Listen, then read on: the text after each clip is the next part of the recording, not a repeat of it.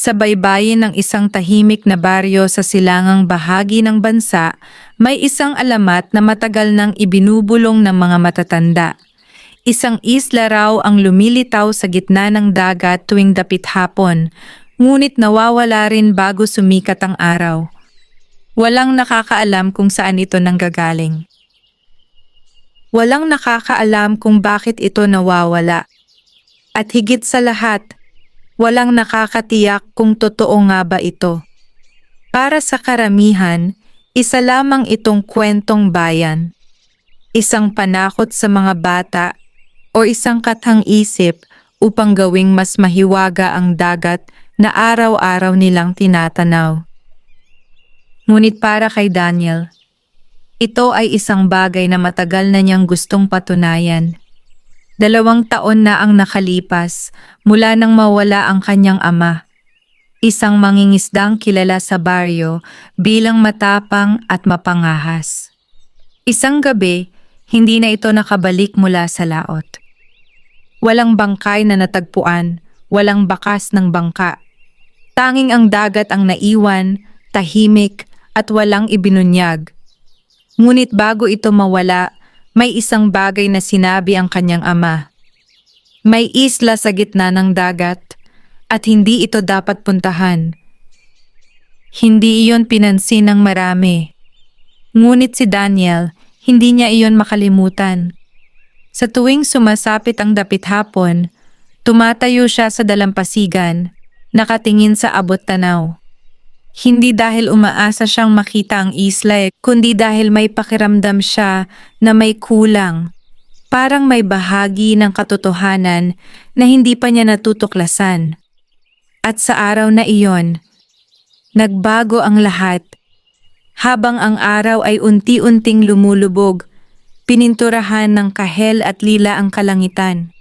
Tahimik ang dagat, halos walang alon, na parang salamin na sumasalamin sa langit.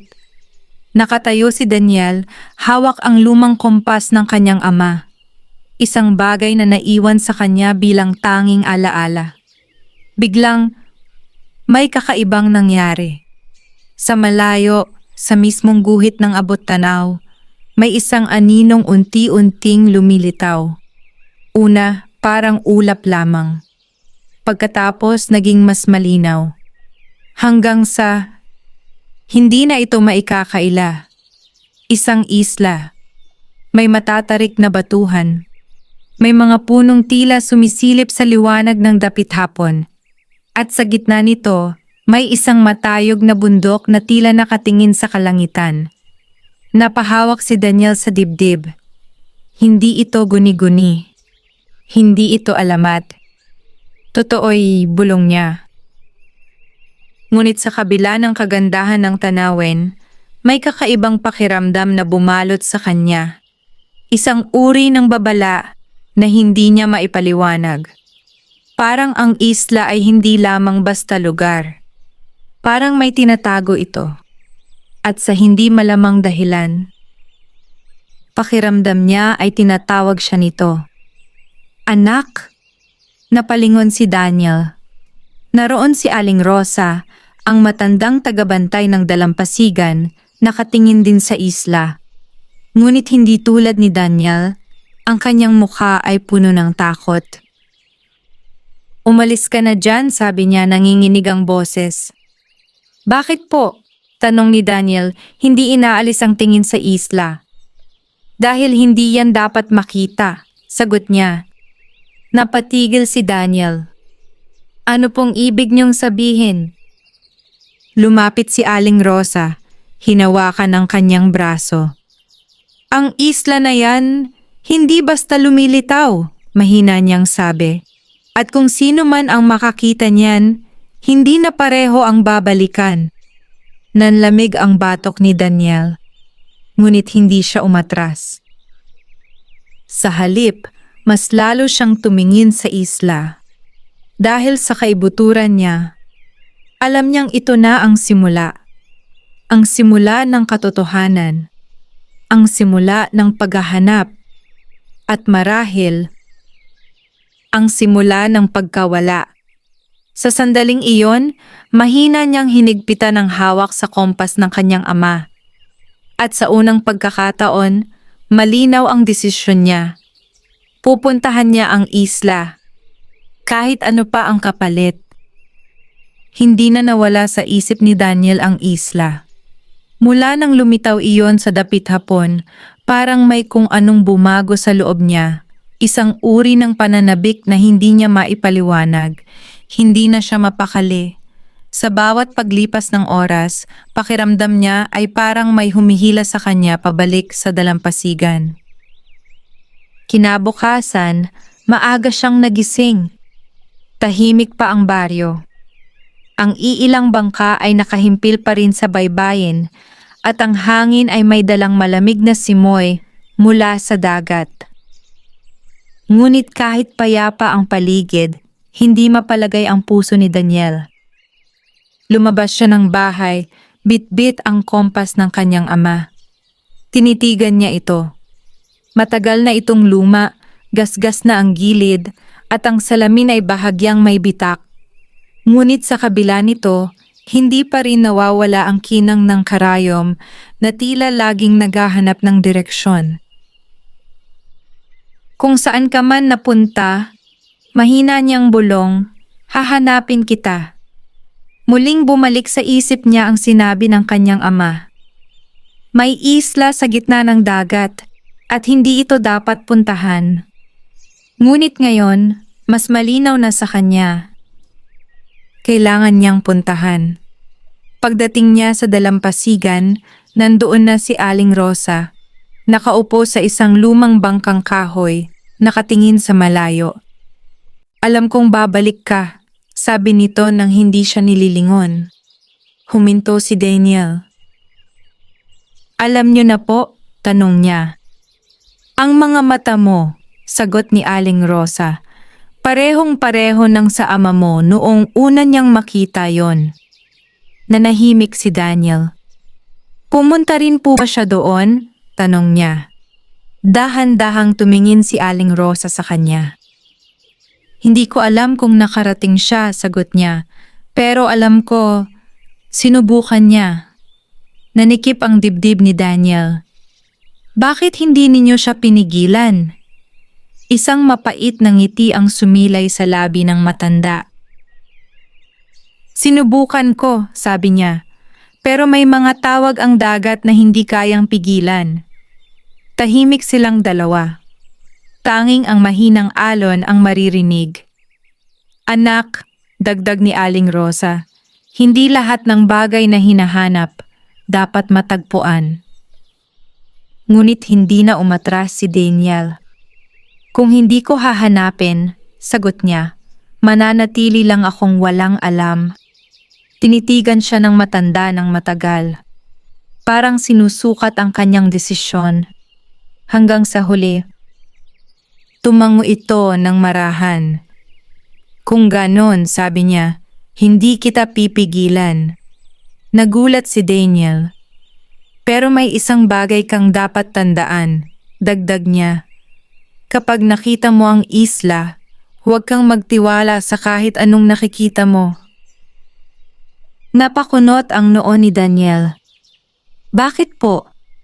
Ngunit hindi na sumagot si Aling Rosa. Sa halip, tumayo siya at itinuro ang isang lumang bangka na nakatali sa gilid ng dalampasigan. Gamitin mo yan, sabi niya. Pag-aari pa ng ama mo. Napatingin si Daniel sa bangka. Matagal na niya itong hindi nagamit. Ngunit ngayon, parang may bagong kahulugan ito. Salamat po, mahina niyang sabi. Ngumiti si Aling Rosa, ngunit hindi ito masaya. Parang may halong pangamba. Habang inihahanda ni Daniel ang bangka, muling sumagi sa isip niya ang isla. At ang tanong na hindi niya masagot, bakit ito lumilitaw? At bakit ito nawawala? Habang ang araw ay unti-unting umaangat sa langit, itinulak niya ang bangka papunta sa tubig. At sa unang pagkakataon, lumayo siya sa pampang na kanyang kinagisnan. Sa bawat hampas ng sagwan, papalayo siya sa kanyang nakaraan at papalapit sa isang isla na hindi dapat matagpuan. Unti-unting nilamon ng dagat ang pampang na iniwan ni Daniel. Sa bawat hampas ng sagwan, mas lumalayo siya sa baryo at mas lumalapit sa isang bagay na hindi niya lubos na nauunawaan. Tahimik ang umaga, ngunit ang katahimikang iyon ay hindi nakakapayapa. Parang may tinatagong lihim ang dagat, naghihintay lamang na mabunyag. Sa gitna ng laot, kinuha niya ang kompas ng kanyang ama. Ngunit nang tingnan niya ito, napakunot ang noo niya. Ang karayom ay umiikot. Hindi ito tumitigil. Hindi ito nakaturo sa kahit anong direksyon. Anong nangyayari? Bulong niya. Sinubukan niyang ilapit ito sa iba't ibang anggulo, ngunit walang nagbago. Para bang nawalan ng saysay ang kompas sa gitna ng dagat na iyon. Biglang bumalik sa isip niya ang sinabi ni Aling Rosa. Huwag kang magtiwala sa kahit anong nakikita mo. Napahigpit ang hawak niya sa sagwan. Kung hindi niya mapagkakatiwalaan ang kompas, ano pa? Habang lumilipas ang oras, napansin niyang nagbabago ang paligid. Ang kulay ng dagat ay naging mas malalim, mula sa maliwanag na asul, naging tila madilim na bughaw, halos itim sa ilang bahagi. Ang langit ay tila mas mababa, parang lumalapit sa tubig. At ang pinaka nakapagtataka, walang ibang bangka, walang ibon. Walang kahit anong tanda ng buhay. Parang siya lang ang natitira. Ngunit sa kabila ng lahat, hindi siya natatakot. Hindi pa. Sa halip, mas lalo siyang hinahatak ng kung anong nasa unahan. Hanggang sa nakita niya ito. Sa gitna ng malawak na dagat, ang isla. Mas malapit na ngayon. Mas malinaw. Mas totoo. Matatarik ang mga bato sa gilid nito, parang pader na nagbabantay. Ang mga puno ay siksik at tila hindi tinatablan ng hangin. At ang bundok sa gitna nito ay nakatayo, tahimik ngunit mabigat ang presensya. Napahinto si Daniel. Hindi dahil sa pagod, kundi dahil sa pakiramdam. Parang may nagsasabing, huwag kang lumapit. Ngunit hindi siya umatras. Sa halip, mas lalo niyang pinabilis ang pagsagwan. At sa bawat paglapit niya, mas lalo niyang nararamdaman ang kakaibang bigat sa paligid. Hanggang sa tuluyan siyang makarating sa baybayin ng isla. Tahimik. Walang alon. Walang tunog. Parang pinigil ang lahat. Dahan-dahan siyang bumaba mula sa bangka. Pag-apak niya sa buhangin, may kakaibang pakiramdam na dumaloy sa kanyang katawan. Parang may nagbukas. Parang may tumanggap sa kanya. Napalingon siya sa paligid. Walang tao. Walang bakas ng kahit anong nilalang. Ngunit, may isang bagay siyang napansin. Sa buhangin, may mga bakas ng paa. At hindi ito bago. Mukhang matagal na. Parang paulit-ulit na dinaanan. Napayuko siya. Sinundan niya ang mga bakas. Papunta sa loob ng isla. Papunta sa kakahuyan. Huminga siya ng malalim. At kahit na may bahagi sa kanya na gustong umatras, hindi na niya iyon pinansin. Dahil ngayon, hindi na siya bisita. Nasa loob na siya. At ang isla ay hindi na lamang alamat. Hindi agad pumasok si Daniel sa kakahuyan.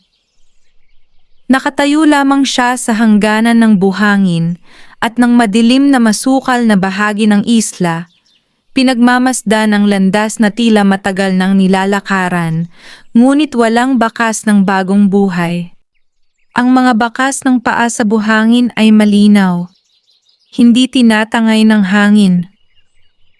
Hindi binubura ng alon. Parang hindi sila maaring mawala. Dahan-dahan siyang yumuko at hinawakan ng isa sa mga marka. Malamig. Hindi normal. Parang hindi ito simpleng bakas. Parang imprint ng isang bagay na matagal nang nakabaon sa lugar na yon. Sino ang nag-iwan nito? Bulong niya. At ang tanong na mas mabigat, ilang beses na itong nangyari? Unti-unti siyang tumayo at sinundan ng landas. Sa bawat hakbang niya papasok sa kakahuyan, mas lalo niyang nararamdaman ang pagbabago ng paligid. Ang hangin ay naging mas siksik, parang mahirap huminga. Ang liwanag ng araw ay halos hindi makalusot sa kapal ng mga dahon. At ang katahimikan ay mas lalong lumalim. Walang ibon, walang kuliglig, walang kahit anong tunog ng buhay. Parang patay ang isla. Ngunit habang papasok siya, may napansin siya. Sa gilid ng landas, may isang bagay na kumislap sa liwanag. Lumapit siya. At doon niya nakita isang lumang bote. May lamang papel sa loob. Nanlaki ang mga mata niya. Dahan-dahan niyang kinuha ito at binuksan. Ang papel sa loob ay dilaw na, halatang matagal na. Ngunit malinaw pa ang sulat. Kung sino man ang makakita nito, huwag kang magpatuloy. Hindi ito lugar para sa mga buhay. Napalunok si Daniel. Ngunit hindi pa siya natigil sa pagbabasa. Akala ko makakabalik pa ako. Akala ko makakahanap ako ng sagot. Pero ang isla, hindi ito basta nawawala. Ito ay kumukuha. Nanlamig ang kamay ni Daniel. At sa pinakailalim ng papel, may isang pangalan. Napakunot ang noo niya.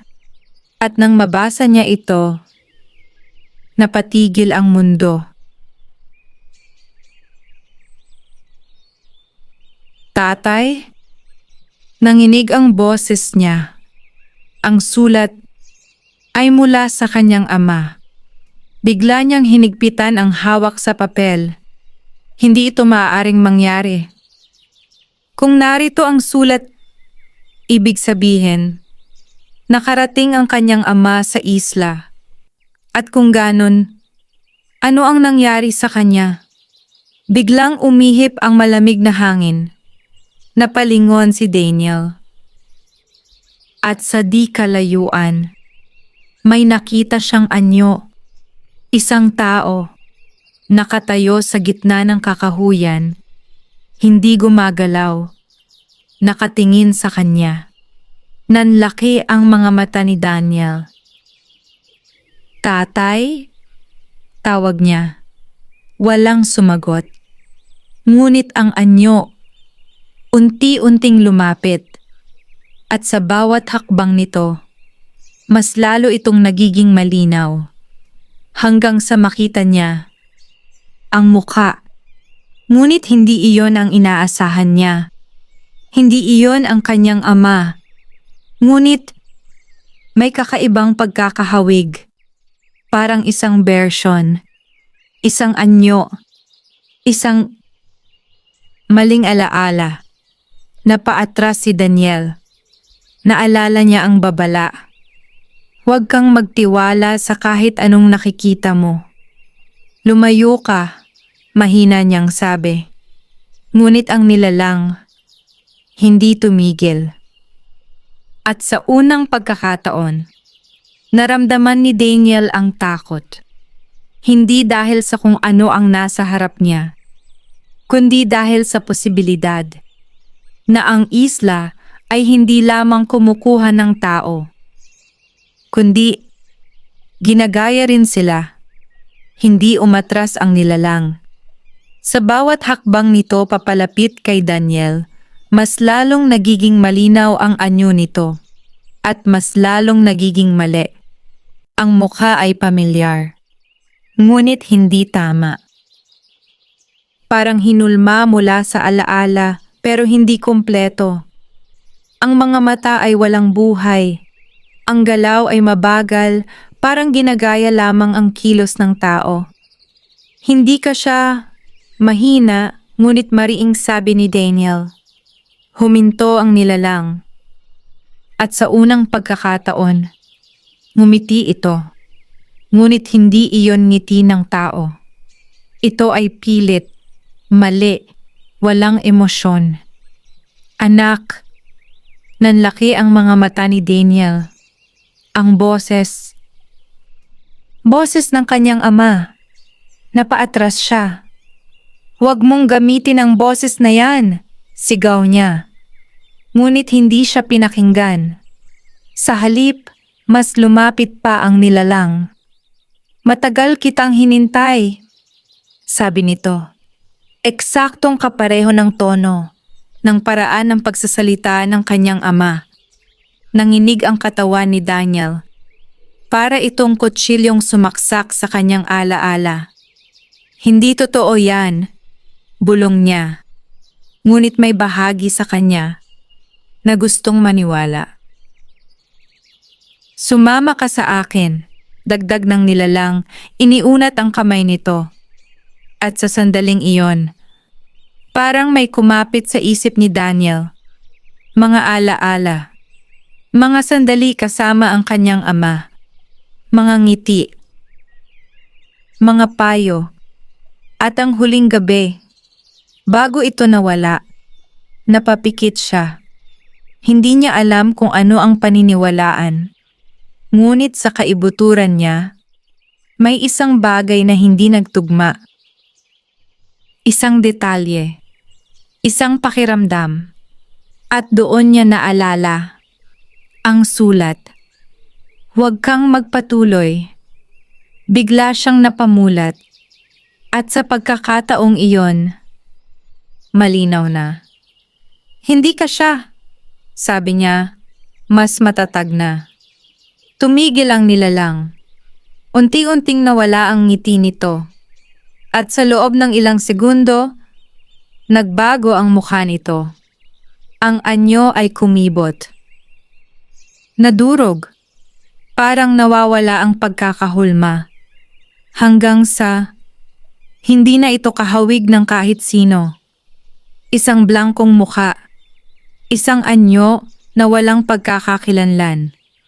At sa unang pagkakataon, nagsalita ito sa tunay nitong boses. Isang boses na parang sabay-sabay na nagsasalita. Hindi mo kami tinanggap. Napaatras si Daniel. Ano ka ba? Tanong niya. Hindi ito sumagot ng diretsyo. Sa halip, naglakad ito pabalik. Dahan-dahan. At habang lumalayo, unti-unti itong naglaho. Parang usok. Parang alaala. Hanggang sa wala nang natira. Tahimik muli ang kakahuyan. Ngunit hindi na tulad ng dati. Mas mabigat. Mas mapanganib. Huminga ng malalim si Daniel. Nanginginig pa rin ang kanyang mga kamay. Ngunit ngayon, mas malinaw na ang isang bagay. Hindi lamang isla ang kanyang pinasok. Isa itong lugar na sinusubukan kang linlangin. Sinubukan kang kumbinsihin. At kapag naniwala ka, hindi ka na makakaalis. Dahan-dahan niyang tiniklop ang sulat ng kanyang ama at inilagay sa bulsa. Hindi ako magpapaloko, mahina niyang sabi. At sa pagkakataong iyon, hindi na siya ang parehong Daniel na umalis sa Pampang. Dahil ngayon, alam na niya ang unang patakaran ng isla. Huwag magtiwala. Kahit sa sarili mong alaala. Mas lumalim ang kakahuyan habang nagpapatuloy si Daniel. Ang liwanag ng araw ay halos tuluyan nang naglaho sa ilalim ng makakapal na dahon. Ang bawat hakbang niya ay tila may kasamang bigat, hindi lamang sa katawan, kundi sa isipan. Parang ang mismong lupa ay may sariling alaala na pilit kumakapit sa kanya. Tahimik pa rin ang paligid. Ngunit ngayon, hindi na ito simpleng katahimikan. Ito ay pakikinig. Parang ang isla ay nagmamasid. Sinubukan niyang huwag magpadala sa takot. Sa halip, mas naging maingat siya. Pinagmasdan niya ang bawat detalye, ang mga puno, ang lupa, ang hangin. At doon niya napansin, ang mga bakas ng paa ay hindi nawawala. Kahit ilang hakbang na ang nalayo niya sa dalampasigan, naroon pa rin ang parehong mga marka, paulit-ulit, paikot-ikot, tila walang simula at walang katapusan. Parang may nilalang na matagal nang naglalakad sa loob ng isla. At hindi tumitigil. Hindi ito normal. Bulong niya. Ngunit bago pa siya makapag-isip ng mas malalim, may narinig siyang tunog. Isang mahinang ugong. Parang hangin. Ngunit walang gumagalaw na dahon. Huminto siya. Pinakinggan. At habang tumatagal, lumalakas ang tunog. Hindi ito hangin. Parang tibok. Isang mabagal, malalim na tibok na nanggagaling sa loob ng isla. Napalingon siya sa direksyon ng tunog. Papunta sa gitna. Sa bundok. Doon, mahina niyang sabi. At kahit hindi niya alam kung bakit, sigurado siya. Doon ang sagot. Doon ang pinagmulan. At marahil, doon din ang kanyang ama. Hindi na siya nagdalawang isip. Sinundan niya ang tunog. Sa bawat hakbang niya papalapit sa bundok, mas lalong lumalakas ang tibok. Parang hindi na lamang ito naririnig, nararamdaman na niya ito sa dibdib. Hanggang sa makarating siya sa isang malawak na bahagi ng isla. Isang clearing. At sa gitna nito, may nakita siya. Isang malaking hukay. Hindi natural ang hugis. Parang hinukay. O parang may lumabas mula rito. Dahan-dahan siyang lumapit. At nang tumingin siya sa loob, napahinto ang hininga niya. Sa ilalim ng hukay, may kumikislap. Isang liwanag. Hindi maliwanag. Hindi rin madilim. Isang kakaibang kulay na hindi niya maipaliwanag. At sa gitna ng liwanag, may gumagalaw. Parang buhay. Parang humihinga. Biglang tumibok ng malakas ang lupa. Kasabay ng tunog na narinig niya kanina. Ngayon, malinaw na. Ang isla ay buhay. Napaatras si Daniel. Ngunit hindi siya makaalis ng tingin. Hindi ito isla, mahina niyang sabi. At sa sandaling iyon, may narinig siyang boses. Mula sa ilalim. Daniel, nanlaki ang mga mata niya. Hindi niya gustong lumapit. Ngunit ang katawan niya, unti-unting gumalaw. Parang may humihila. Anak, ang boses. Boses ng kanyang ama. Ngunit sa pagkakataong ito, hindi ito tulad ng kanina. Mas malinaw, mas totoo, mas malalim. Nanginginig ang mga kamay ni Daniel. Ako to, sagot niya. Nasaan ka? May ilang segundong katahimikan. Pagkatapos, sumagot ang boses. Dito, unti-unting lumakas ang liwanag sa loob ng hukay. At sa gitna nito, may anyong unti-unting lumilitaw. Isang tao, nakatingin pataas. At sa unang pagkakataon, Sigurado si Daniel. Siya iyon. Ang kanyang ama. Ngunit may isang bagay na mali. Ang kanyang mga mata. Hindi na tulad ng dati. Hindi na ito mata ng tao, kundi mata ng isla. Lumapit ka, sabi nito. Napahigpit ang kamao ni Daniel. Hindi niya alam kung ano ang paniniwalaan. Ngunit sa sandaling iyon, isa lang ang sigurado niya. Kung lalapit siya, wala nang balikan. Nakatayo si Daniel sa gilid ng hukay, nakatitig sa anyong nasa ibaba. Ang kanyang ama, o kung ano man iyon. Lumapit ka, muli nitong sabi. Mas malinaw ang boses ngayon. Mas pamilyar. Mas mapanganib. Nanginginig ang mga kamay ni Daniel. Isang hakbang na lang. Maaabot niya ang sagot. Isang hakbang. At maaaring matapos ang paghahanap niya. Ngunit kasabay nito, isang hakbang na maaaring tuluyang mawala ang sarili niya.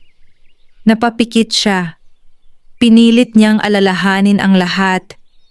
Ang baryo, ang dagat, ang babala ni Aling Rosa, at ang sulat.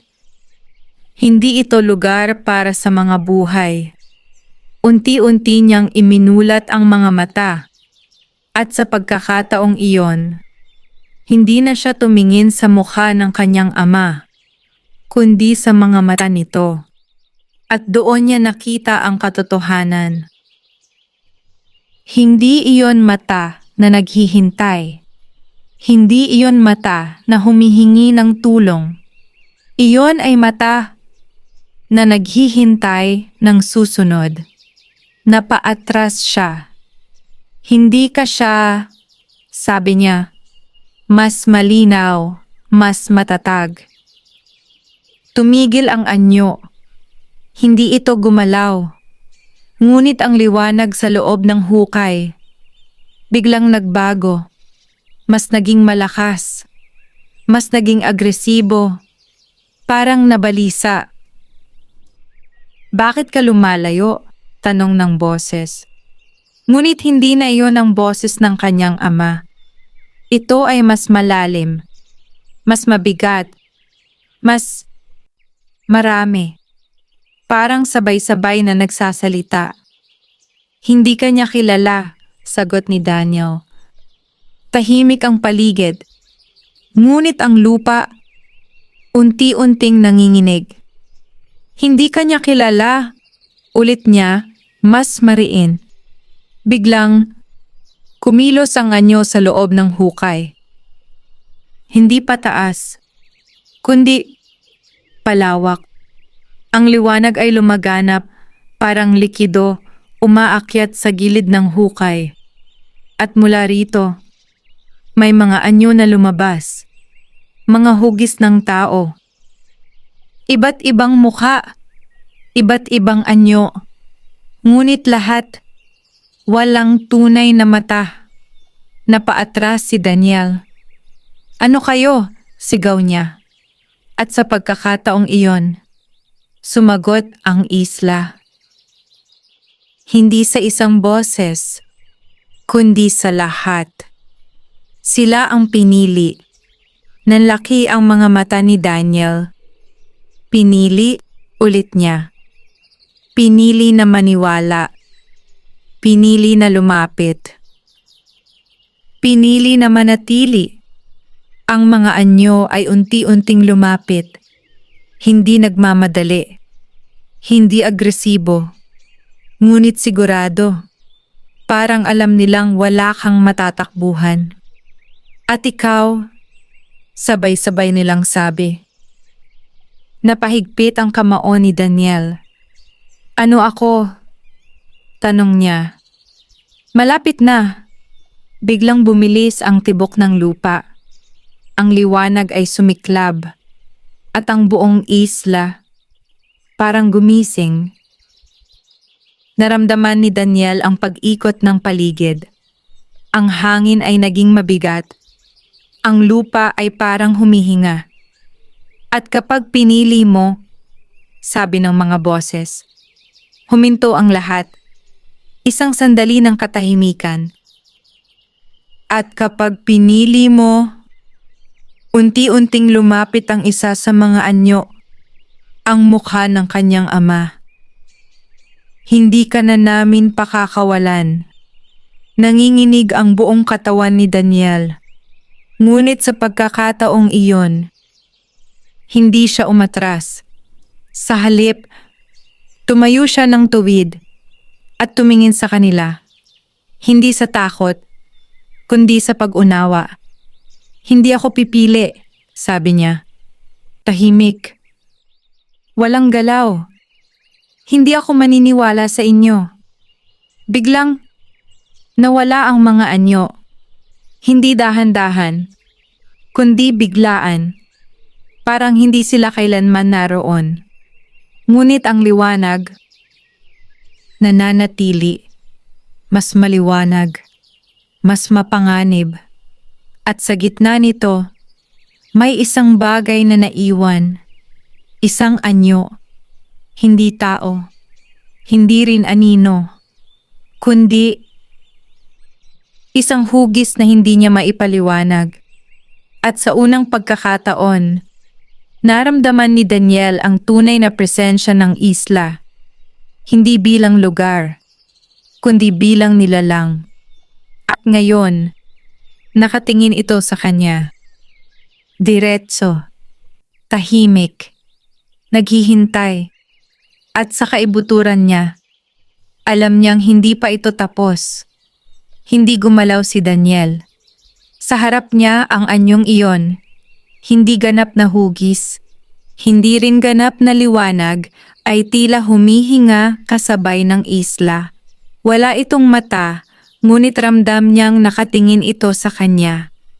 Tahimik ang paligid, ngunit ang katahimikan ay hindi bakante.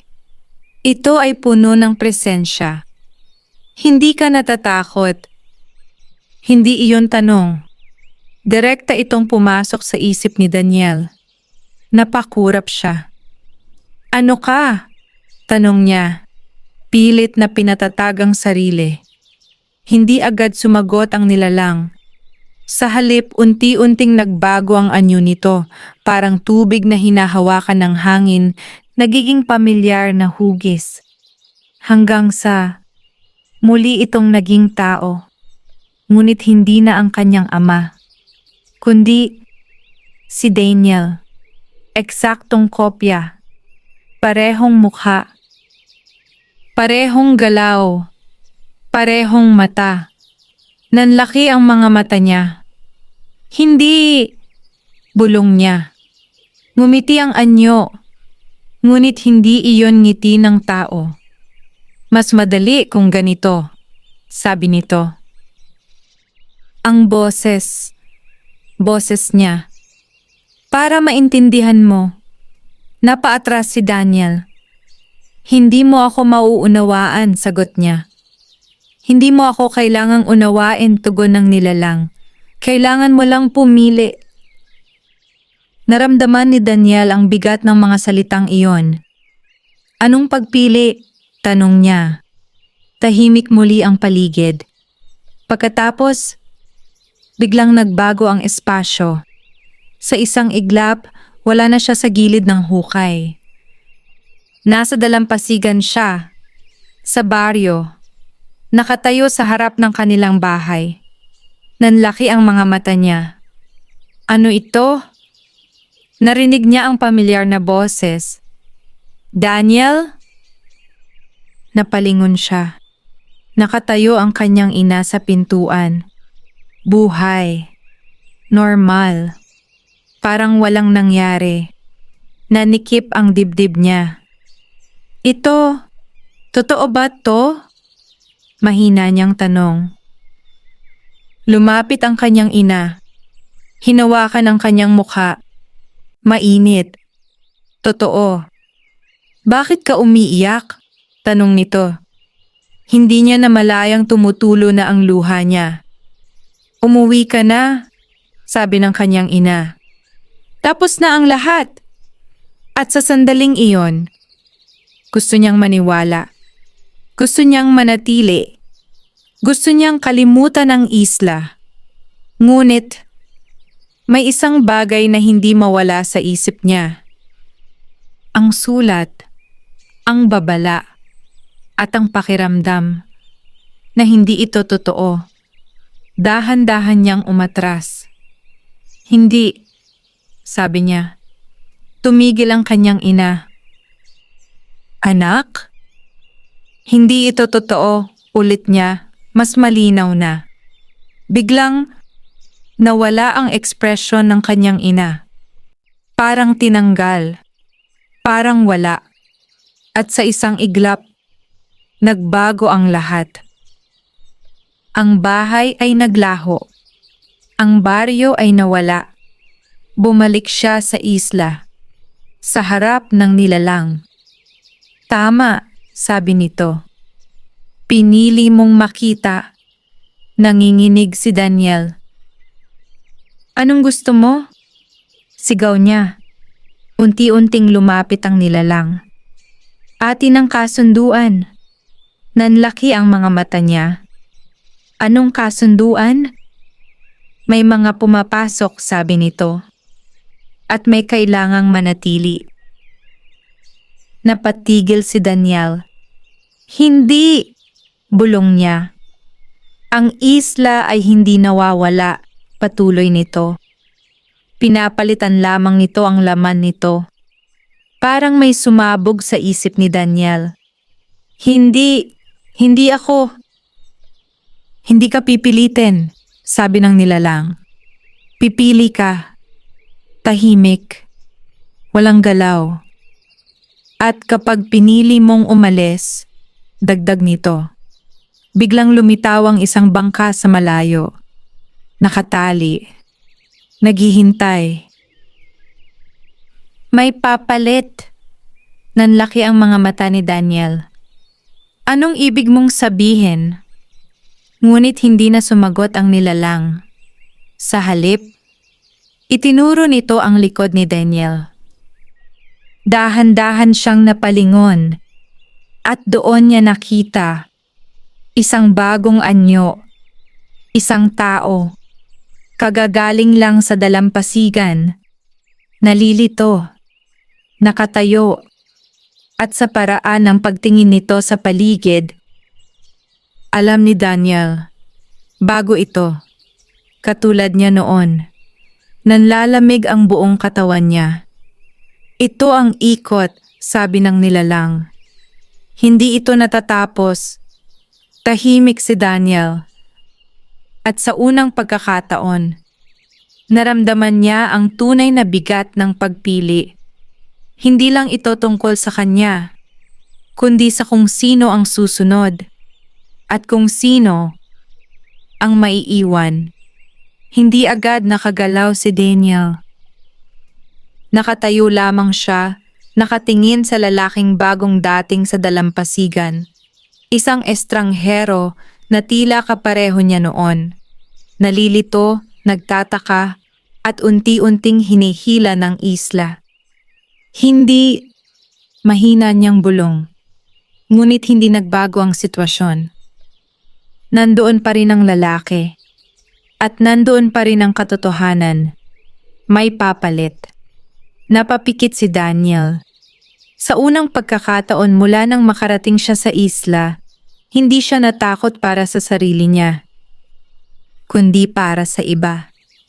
Hindi siya dapat mapunta dito, sabi niya. Tahimik ang nilalang. Naghihintay. Kung aalis ako, dagdag ni Daniel, siya ang maiiwan. Ganoon ang kasunduan, sagot nito. Pero hindi niya alam, maring sabi ni Daniel. Wala siyang alam sa kung anong mangyayari. Ganon din naman ikaw, tugon ng nilalang. Napatigil siya. Walang maisagot. Dahil totoo iyon. Hindi niya alam. Hindi siya handa. Ngunit nandito siya ngayon. At kailangan niyang pumili. Dahan-dahan siyang huminga ng malalim. May ibang paraan ba? Tanong niya. Tahimik. Walang sagot. At sa katahimikang iyon, naintindihan niya. Wala. Walang ibang paraan. Kung may papalit, mahina niyang sabi, ibig sabihin may pwedeng manatili. Hindi sumagot ang nilalang. Ngunit hindi na niya kailangan ng kumpirmasyon. Alam na niya. Unti-unti siyang napatingin muli sa estranghero. Ang lalaki ay nagsimulang maglakad papasok sa isla, katulad ng ginawa niya noon. Sinusundan ang hindi nakikitang tawag. At kung pipigilan ko siya, bulong ni Daniel. Magiging ikaw, sagot ng nilalang. Nanikip ang dibdib niya. Ngunit sa pagkakataong iyon, hindi siya umatras. Sa halip, naglakad siya. Hindi palayo sa isla, kundi papunta sa estranghero. Sa bawat hakbang niya, nararamdaman niyang bumibigat ang paligid. Parang pinipigilan siya, parang ayaw ng isla ang kanyang desisyon. Ngunit hindi siya tumigil. Hoy! Sigaw niya. Napalingon ang lalaki. Nagulat. Nalilito. Anong sino ka? Tanong nito. Huminto si Daniel sa harap niya. Tiningnan siya. At sa sandaling iyon, nakita niya ang sarili niya. Parehong takot, parehong tanong, parehong kapalaran. Makinig ka sa akin, sabi ni Daniel. Kailangan mong umalis. Napakunot ang noo ng lalaki. Bakit? Doon na tumigil si Daniel. Hindi niya alam kung paano ipapaliwanag. Paano mo sasabihin sa isang tao na ang isang hakbang niya ay maaaring magkulong sa kanya habang buhay? Hindi ito ligtas, sabi niya sa huli. Pero may hinahanap ako, sagot ng lalaki. Parang may kumirot sa dibdib ni Daniel. Ganon din ako noon, bulong niya. Tahimik silang nagkatitigan. At sa sandaling iyon, may pagpipilian. Hindi lamang kay Daniel, kundi sa lalaki. Kung aalis ako, sabi ng lalaki, anong mangyayari sa'yo? Hindi agad sumagot si Daniel. Sa halip, tumingin siya sa likod, sa direksyon ng isla, sa bundok, sa hukay, sa liwanag, sa nilalang, at sa wakas, bumalik siya sa lalaki. Ngumiti. Hindi takot, hindi lungkot, kundi tanggap. Mananatili ako, sabi niya. Nanlaki ang mga mata ng lalaki. Ano? Hindi. Wala ka pang alam, sabi ni Daniel. At hindi ko hahayaang mangyari sa'yo yon. Nanginginig ang lalaki. Hindi kita kilala, pero hindi mo kailangan, sagot ni Daniel. Dahan-dahan siyang umatras, pabalik sa isla. At sa bawat hakbang, ramdam niya ang pagbabago. Ang hangin ay lumalamig. Ang lupa ay kumikilos. At ang isla ay tumatanggap. Alis ka na, sabi niya. Ngayon na. Nag-alangan ang lalaki. 1 segundo. 2. Hanggang sa tumalikod ito at tumakbo. Palayo sa isla. Palayo sa kapalaran. Tahimik ang paligid. At sa sandaling iyon, walang sumunod, walang pumigil, walang humabol. Unti-unting napatingin si Daniel sa paligid at doon niya naramdaman ang katahimikan. Hindi na mabigat, hindi na mapanganib, kundi tapos na. Sa likod niya, may presensya. Ang nilalang. Pinili mo, sabi nito. Tumango si Daniel. Oo. At sa pagkakataong iyon, hindi na siya natakot dahil alam niya ito ang tama. Tahimik ang dagat. Sa kauna-unahang pagkakataon mula nang dumating si Daniel sa isla, wala nang kakaibang ugong. Wala nang tibok sa ilalim ng lupa. Wala nang mga aninong gumagalaw sa gilid ng paningin. Ang isla ay tahimik. Ngunit hindi ito katahimikan ng kawalan. Ito ay katahimikan ng pagkumpleto. Nakatayo si Daniel sa gitna ng dalampasigan, nakatingin sa malayo, sa direksyon kung saan tumakbo ang lalaking kanyang pinakawalan. Wala na itong bakas. Wala nang kahit anong palatandaan na may ibang taong naroon. At sa kaibuturan niya, alam niyang nakaligtas ito. Unti-unti siyang napahinga ng malalim. Hindi niya alam kung gaano katagal na ang lumipas. Hindi na mahalaga dahil wala nang babalikan. Natapos na. Napalingon siya. Nandoon ang nilalang. Ngunit hindi na ito tulad ng dati. Hindi na ito walang hugis. Hindi na ito nakakatakot. Sa halip, ito ay malinaw, tahimik, at sa kakaibang paraan, mapayapa. Anong nangyari? Tanong ni Daniel. Lumapit ito. Hindi nagmamadali. Pinutol mo ang ikot, sagot nito. Napakunot ang noo ni Daniel. Paano? Pinili mong huwag ipasa, sabi nito. Natahimik siya. Unti-unti niyang naintindihan. Sa unang pagkakataon, may isang taong hindi pumayag na may pumalit. May isang taong nanatili nang walang hinihinging kapalit. At ngayon, tanong niya, tumingin ang nilalang sa paligid, sa dagat, sa langit, sa isla. At ngayon, wala nang kailangang manatili. Nanlaki ang mga mata ni Daniel. Anong ibig mong sabihin? Hindi agad sumagot ang nilalang. Sa halip, unti-unting nagbago ang paligid. Ang hangin ay gumaan. Ang liwanag ay naging mas malinaw. At ang isla, parang naglalaho. Hindi mabilis. Hindi marahas. Kundi marahan. Parang humihinga. Parang nagpapakawala. Hindi na ito kailangan, sabi ng nilalang. Napahigpit ang kamao ni Daniel. Paano ako? Doon na siya tinignan nito. Diretso. Tahimik. At sa unang pagkakataon, may nakita siyang emosyon. Hindi takot. Hindi lungkot. Kundi pasasalamat. Ikaw ang huling alaala, sabi nito. Nanlamig ang katawan ni Daniel.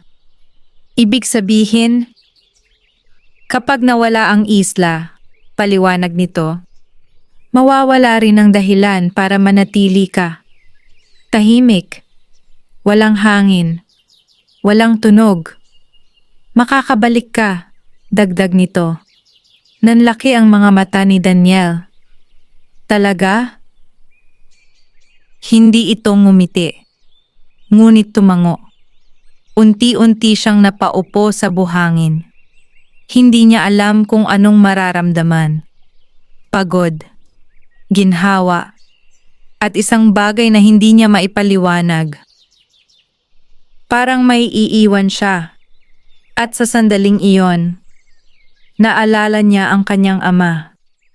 Ang tatay ko, mahina niyang sabi. Tahimik ang nilalang.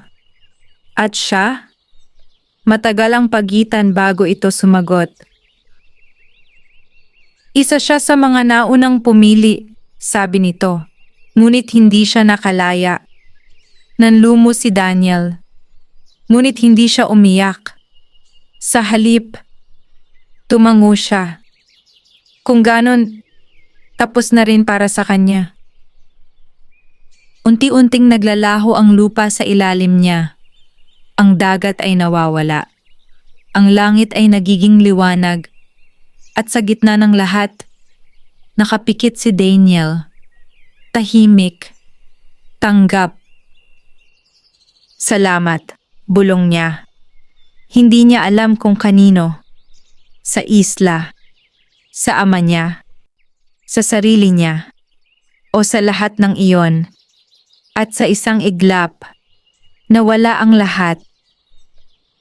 Pagmulat niya ng mata, nasa dalampasigan siya. Sa baryo.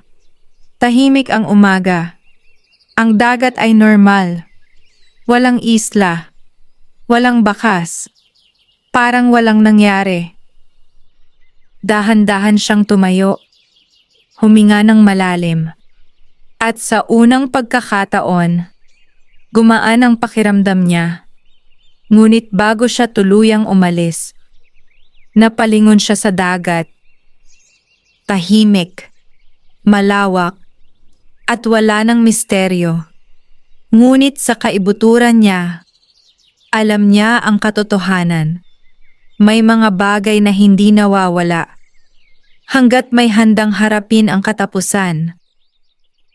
At sa wakas, natapos na ang kwento ng isla. At hindi na ito muling babalik. Wakas.